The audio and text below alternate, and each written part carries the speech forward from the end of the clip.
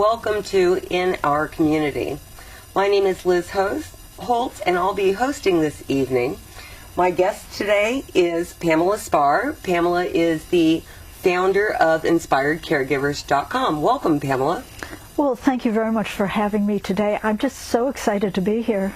I'm excited to have you here tonight as well.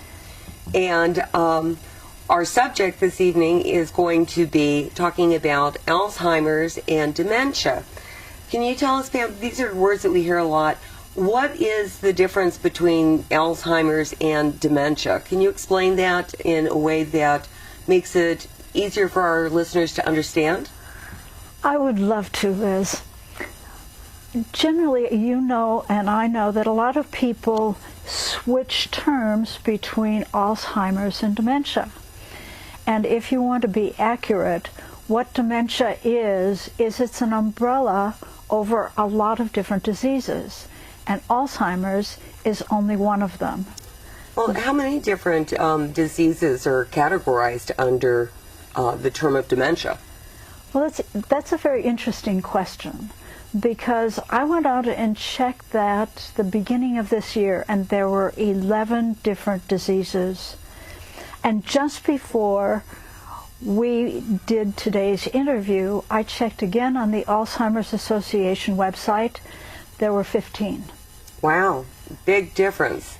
Yes, there are. So I know it's a very commonly studied subject and very hot topic amongst scientists as well as the medical professions. So, to see that it's encompassing more and more things as we understand it better is interesting to know. Can you tell us a bit about what are some of the most common dementias that a person might have a family member diagnosed with? One of the most common one is vascular dementia, and that's the dementia that my husband has. He had several strokes, and as a result, he had blockage in the arteries in the brain. And what happened was that when there was this blockage, there was a space and time when he didn't have any blood flow to some of the brain cells. And because of that, they died. And that's the typical vascular dementia. His disease will not progress unless he has more major strokes or minor strokes. Now, there's also another interesting type of dementia, and that's called frontal temporal dementia. And characteristically, what that is a huge personality change. Oftentimes, the people who have frontal temporal dementia become paranoid, or they become combative, or very aggressive. I remember a story that was told to me about a very, very sweet couple who had been married for 50 years when the woman was diagnosed with frontal temporal. And what she would do is periodically she would run to the front window and yank it open and yell that her husband was beating her. Oh. and it was not the person who was talking, it was the disease that was talking. But that must be very difficult for family members to deal with, such a sudden change from one side to another. Suddenly the person in front of you is not the person that you've been with all these years. Yeah. What other, where does Alzheimer's fit into all these things? Alzheimer's is actually the most common type of dementia. 60 to 80% of people who are diagnosed with dementia have Alzheimer's. And what causes Alzheimer's is the death of nerve cells and the loss of brain tissue. Characteristically, we know that there are also in the brain plaques and tangles. And plaque is a cluster of protein, and tangles are matter that is found inside dying nerve cells. So basically what happens is, the nerve cells in your brain, as well as some of the other cells, either become tangled or they have this protein that basically kills off the cells. Yes. And then that cause, as those different parts of the brain are affected by this, that I'm sure causes different types of changes in the person. Absolutely. With Alzheimer's is a progressive disease.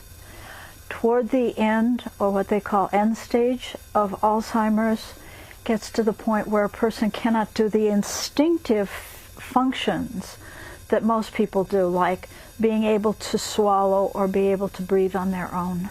Oh, that's truly amazing. Can you tell us, Pam, how did you get involved in this area of study? About 3.5 years ago, my husband had several major strokes, and at that time was diagnosed with dementia. When he came home from the hospital, he did not come home with any sort of instruction manual. That must have been quite a challenge. It was. I didn't know how much he had changed. I did not know what he could do on his own and what he could not do. We could not hold a conversation because the dementia had taken away that ability.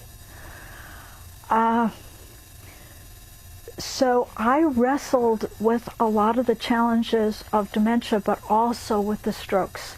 He was very, very weak from the onslaught of the strokes to his body. So it must have been quite a challenge trying to take care of someone in that condition. It was, Liz. And when I went out and looked for help, what I found was there's a lot of medical help out there. People who could show me how to turn him over on a bed or how to get him out of a chair. But there was nobody out there who could tell me how to approach him if he was agitated, or how to talk to him when he was agitated, or how to keep him safe when he wanted to wander. That's why I devised techniques that were behavioral and emotional and that I could use on an everyday basis. Wonderful. So can we talk a little bit about what would be the difference between someone simply having age-related forgetfulness and perhaps the initial indications that they may be getting some form of dementia, whether it's Alzheimer's or some other cognitive impairments? Liz, if the forgetfulness interferes with their day-to-day life, then the family should take the elder to get them evaluated by a doctor. Now, I've seen many families who are ignoring signs, the warning signs that their loved ones have dementia or Alzheimer's. They ignore signs like the parent wanders, or the parent is not taking their pills on time or taking too many pills, or that an elder may go to bed in the middle of the day thinking that it's night and it's time to go to bed. Sometimes the families just ignore those warning signs, and it is at their peril if they do that. So it sounds like, the initial stages would be things like forgetting what was said maybe 5 minutes ago, or asking the same question repeatedly. Things like certainly safety issues, like you mentioned, wandering or taking too little or too much of a medication, which could cause, of course, health consequences. Yeah. But when you say impact daily life, it's not just the things like we do all the time. I forgot where the keys are. I forgot where I put my glasses down. I'm constantly doing that myself. And even at my age, I'm starting to occasionally have some challenges in finding, oh yeah, what is that word, or who was the actress in that film? but I think we all go through that. It's when it becomes more persistent and it starts to actually interfere with their daily activities. Is that correct? Yes, it is. Right. There are senior moments, and there are more than senior moments. All right. So I would say, one of the prevalent problems is that when someone has these impairments, then it becomes difficult to communicate with them. As you mentioned, you would ask your husband when he came home questions and he wouldn't answer you properly.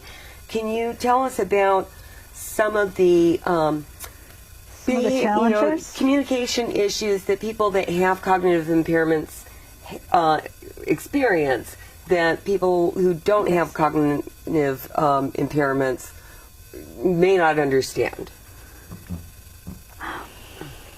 When people get Alzheimer's or dementia, their brain is rewired. And because of that, people don't react the same way. If you said to someone who had dementia or Alzheimer's, just you ask them a normal question, they may get very, very confused. You mean like just saying, honey, what would you like for breakfast? Absolutely. With people with dementia and Alzheimer's, when asking them questions, it's the easiest way to do it is to ask them a yes or no question. Sweetheart, do you want oatmeal for breakfast? Or you can ask them a closed-end question. Would you prefer vanilla ice cream or strawberry ice cream? And even then you may not get a correct answer. But speaking slowly, having lots of patience. Remember that their brains don't react the same way as a normal brain. It takes a lot longer for their brain to process what you're saying. And then it takes a lot longer for them to answer the question. And they may know the answer in their brain, but they may not be able to speak the correct answer. So all of these things need to be taken into consideration.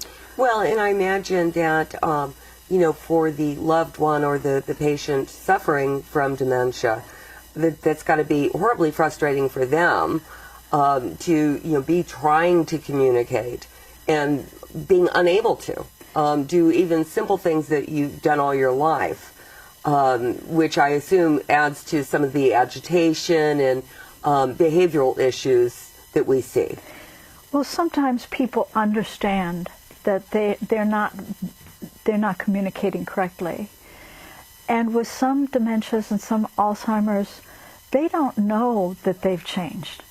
For instance, my husband thinks that he's perfectly normal when he thinks that he can get waffles from a bike shop.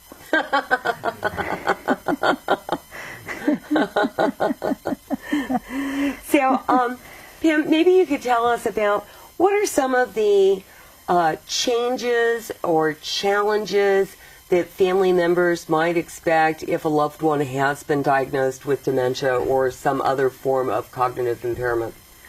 The most obvious one, of course, is memory lapses or forgetfulness. And it's not only short-term forgetfulness, it's medium and long-term forgetfulness. They may forget that maybe their parents have died, or they may forget the names of siblings, or children. They lose track of time very easily. With my husband, if I say, tomorrow we're going to an appointment, he wants to get out of his chair, he wants to know where his jacket is right then. So he has no sense of time. They may lose their sense of direction. For instance, my husband used to drive past the house without realizing that we just passed it, and we'd lived there for 25 years. They might lose spatial perception. For sure, they will not be able to solve problems and puzzles and things like that. And quite often, they lose their ability to make good judgments. So senior scammers have a field day with a lot of elders and people with dementia and Alzheimer's because they do make such bad decisions. But it's not the senior who is doing it, it's the disease that's causing the problems. So it sounds like there's a myriad of different challenges that a family needs to take into account. Can you give us some suggestions on ways that people could improve their communication with someone who is suffering from dementia or another cognitive impairment? I'd be happy to. If people speak more softly and they speak slower, it will give the loved one a chance to assimilate the question. Also, as we mentioned before, not asking open-ended questions, asking closed-end questions. And trying to keep questions and directions and things like that as simple as possible? Simple. Yes, and also another thing that I'm using with my husband now that he is losing more of his mental capacity is that I point. I use visual cues. And I find those extremely helpful. So if you're going to say, hey, let's go out the door, you might say, honey, let's go out the door, and point to the doorway so he would know that he was being, he would not only be hearing, but also seeing what you were wanting him to do. Absolutely. Yes. That's great. What about, when people are getting agitated or you ask a question and you're waiting. I imagine sometimes, like you said, they have to process a question for a while. Yeah. I imagine patience becomes very important. Oh, yes. When I work with caregivers, patience is the first thing that I tell them about. I was a type A personality before my husband had his stroke, and it's amazing how much patience I got and how fast I got it. So not only the speaking slowly and talking slowly, and waiting for the visual cues, but it's also prompting them. Things like, you've asked the question and now you're nodding at them, looking at them, prompting them to give you the answer. Very good. Also, what are some of the things that a family, when a loved one is diagnosed or as family ages, what things should a family look at as they have aging parents? I mean, things that they should consider now in preparing for the eventuality that a parent obviously is going to become older and their abilities will change, but also in looking at the potential situation or when they start having the beginning signs of dementia, what needs to be done to, plan for their care in the long run? Well, let me preface the whole answer by saying that a lot of families begin their planning when there's a crisis or when they're in an emergency situation. And let me tell you that this is the worst possible time for them to start to do the planning. I tell families of people with dementia and Alzheimer's to start the planning process 5 years or so before. And I know that there are a lot of elders out there who just don't want to even think about what happens in their later years. So in that case, how would a family address that? Mom and dad don't want to discuss it. They know they're getting older. They don't want to talk about it. Perhaps they're starting to have a little memory slippage and they're trying to hide it from the family. How would a family go about addressing that? Well, my recommendation is that all of the siblings get together and they create a plan based on what they know of their parents. They might be thinking about things like, well, would mom want to go into assisted living or not? Would we keep her at home? I would imagine that part of that decision would also be if mom, if you were going to try to keep a parent at home as they age, taking into consideration what that all entails and who's actually going to be doing the caregiving as needed, or if you're going to hire outside help, whether family members are going to help either physically or financially, and who's going to do what, and that all needs to get negotiated.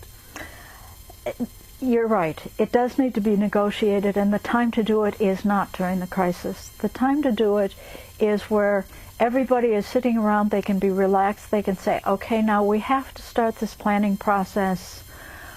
And also for the siblings to talk about their different activities, how they are going to help mom and dad. Some people may be more financially able. Somebody might have more time on their hands to be able to be a full-time caregiver. There might be another sibling who said, well, I've got, maybe 20 hours out of a week. I can help you out. And in that case, they might be able to keep the loved one at home. It's harder. The more complicated the medical issues, the harder it is to keep somebody at home. Yes. So that needs to be weighed. Yes. Now, we also talk about a lot of the legal documents that are involved. Can you tell us about some of the legal documents that are important for families to have, done before any emergency? So that their parents' wishes and care is done according to their what they want now. There's, of course, the most important ones, and the ones that we hear about all the time are living trusts and wills. But there are also two different kinds. Well, there are at least two different kinds of powers of attorney. One is for health care, and one is what's called a durable power of attorney. These should be taken care of before something happens to a loved one. So those sound like legal documents, primarily that need to be looked into and looked at and arranged for. Other than that, what about like medical documentation? Whether or not they want to have a do not resuscitate order, or there's medical. You said there was a health power of attorney. How does that all work with the medical care? Okay, when we think about end of life, or when we think about emergencies, we don't think about what kinds of information EMTs, first responders, need. It's fine to have a will or durable powers of attorney, but when the EMTs arrive, it is best to have something like a bracelet that says on it, "Do not resuscitate." There's also a legal form that EMTs look for in the house called a POLST, and that is the physician's order for long-term care and for. What does that document do? Well, it's a very simple document for the EMT, and it gives the EMTs three choices based on what the loved one wants. Either comfort only, give me as much medical attention as I can possibly have despite the fact that I'm a vegetable, so Okay. keep my body alive. Okay. And the other one is something in between that says, you might give me some morphine, or you might give me oxygen, and you might rush me to the hospital, and the doctors will take care of me there. But it's more an intermediate step. Okay. So, Pam, I understand that you have a lot of resources available on your website at www.inspiredcaregivers.com. What type of resources might our viewers find there that would be of help to them? One of my tabs is Words of Wisdom, and there I have a lot of articles that I have written. I am a staff writer for Quantum Health on their website called myalzheimersguide.com, And it gives those articles give a lot of words of wisdom for caregivers. I have also written for about a year articles on aging for Concordia University in Nebraska, so I urge them to take a look at that. We also have links to some of my radio interviews on KFAX. Very good. Also, I believe you also have some caregiver resources available on your website as well? Yes, we do. We have a number of local resources. We also have links to Alzheimer's Association. There is a local chapter here. And we also have links to AARP. There's a very, very, very active AARP group in Campbell. They have something over 165 people involved there. There's also links to the American Society on Aging, which is more of a scholarly view or an academic view of Alzheimer's and dementia. But they also do a good job of keeping up on research. Well, and I imagine, since, as you mentioned, we've gone from, 10 or 11 dementia-related diseases to now having 15 in, 8 months' time? They've discovered 4 more diseases that they put under the dementia umbrella. I imagine it's good to keep track of what's going on, to see what's going on with the research and things like that, to see if things do develop that would help in the care of taking care of a patient. Yes. So, looking at these resources and then continuing to go back is always a good idea. So, anyways, well, Pam, I would very much like to thank you for being such an informative guest this evening. I hope that our viewers have enjoyed our speaking about dementia and Alzheimer's and that it's answered some of their questions. And I'd like to thank you for listening to In Our Community. Hope you'll come back again. And also I'd like to thank the cast and crew this evening for their help at the KMVT studios. Thank you very much. Thank you, Liz. This has been very enjoyable. Very good. Well, I hope maybe we can have you back again. Thank you very much. I'd love to come. All right.